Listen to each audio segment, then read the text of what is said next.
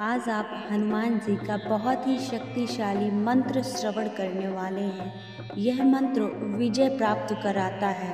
यह मंत्र आपके रास्ते की हर बाधा को तोड़ता है।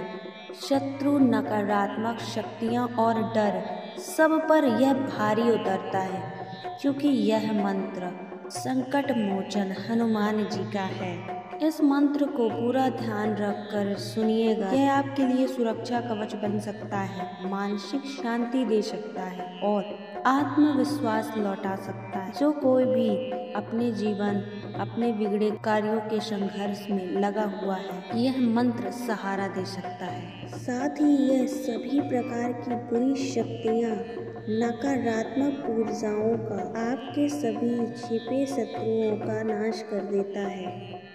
ओम ऐं ह्रीं ह्रां हनुमते सीतारामदूताय सहस्रमुखराज विध्वंसकाय अंजनी गर्व संभूताय साकिनी डाकिनी विध्वंसनाय किलिकिलि चूचूकारेण विभीषणाय वीर हनुमत देवाय ओम ह्रीं श्रीं ह्रां ह्रां फट् स्वाहा।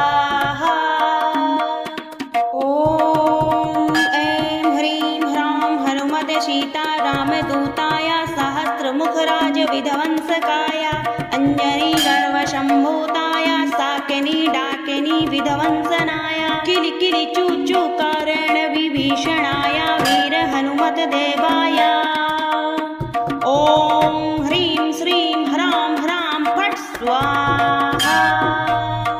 ओम ऐं ह्रीं ह्रां हनुमते सीतारामदूताय सहस्रमुखराज विध्वंसकाय अंजनी गर्व संभूताय शाकिनी डाकिनी विध्वंसनाय किलिकिलि चूचूकारेण विभीषणाय वीर हनुमत देवाय ओम ह्रीं श्रीं ह्रां ह्रां फट् स्वाहा।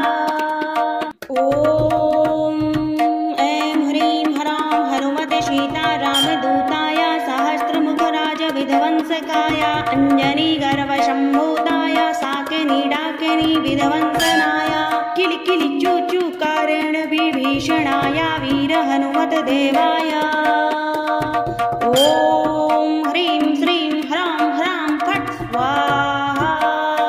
ओम ऐं ह्रीं ह्रां हनुमते सीतारामदूताय सहस्रमुखराज विध्वंसकाय अंजनी गर्व संभूताय साकिनी डाकिनी विध्वंसनाय किलिकिलि चूचूकारेण विभीषणाय वीर हनुमत देवाय ओम ह्रीं श्रीं ह्रां ह्रां फट् स्वाहा।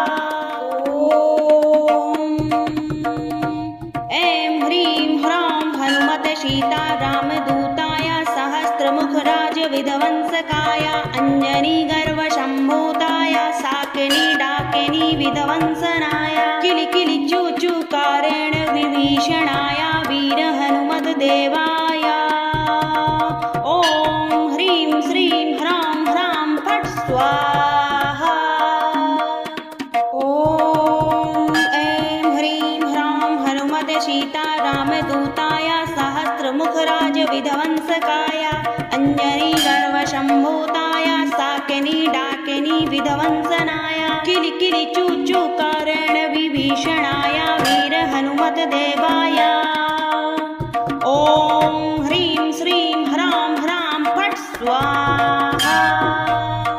ओम ऐं ह्रीं ह्रां हनुमते सीतारामदूताय सहस्रमुखराज विध्वंसकाय अंजनी गर्व संभूताय शाकिनी डाकिनी विध्वंसनाय किलिकिलि चूचूकारेण विभीषणाय वीर हनुमत देवाय ओम ह्रीं श्रीं ह्रां ह्रां फट् स्वाहा। ओम ऐं ह्रीं ह्रां हनुमते सीतारामदूताय सहस्रमुखराज विध्वंसकाय अंजनी गर्व संभूताय साकिनी डाकिनी विध्वंसनाय किलिकिलि चूचूकारेण विभीषणाय वीर हनुमत देवाय ओम ह्रीं श्रीं ह्रां ह्रां फट् स्वाहा। ओम